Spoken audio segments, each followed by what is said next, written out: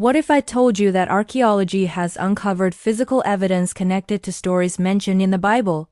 I'm not talking about beliefs or interpretations, but real tangible discoveries that continue to surprise researchers. These aren't just old stones. They're pieces of a historical puzzle. Today, we're exploring 12 biblical archaeological discoveries that have completely reshaped our understanding of ancient history. First up, the Dead Sea Scrolls. Discovered by a shepherd in caves near the Dead Sea, these ancient manuscripts are a game changer. They contain some of the oldest known copies of biblical texts, proving that these writings were preserved with incredible accuracy over thousands of years. Next, the Tel Dan Stele. This broken stone tablet, discovered in northern Israel, contains a phrase that made headlines, House of David. It's the very first archaeological reference to King David, found outside the Bible, providing solid evidence for his dynasty. Then we have the Pool of Bethesda. For a long time, many scholars thought this pool, where the Bible says Jesus performed a healing, was just a symbolic story.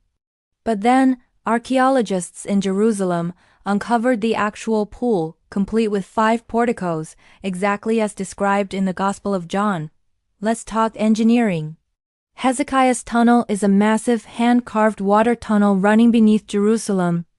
It was built to protect the city's water supply from an impending Assyrian siege, showcasing advanced engineering skills that perfectly match the account in the biblical books of Kings and Chronicles. And connected to that, we have the Siloam inscription. Found inside the tunnel, this Hebrew text describes the very moment when the 2 teams of diggers, carving from opposite ends, finally met in the middle. It's a personal first-hand account of a major biblical construction project. Moving into the New Testament era, there's the Pilate Stone. Found in the ancient city of Caesarea, this limestone block bears an inscription with the name Pontius Pilate, prefect of Judea. This confirmed the historical existence of the Roman governor who presided over Jesus' trial. What about entire cities? The ancient city of Jericho has layers of history, and archaeologists have found evidence of collapsed walls and destruction that align with the time frame described in the biblical account of its fall. Similarly, in Jerusalem, an ornate burial box was found inscribed with the name Caiaphas, the high priest who played a key role in the Easter story.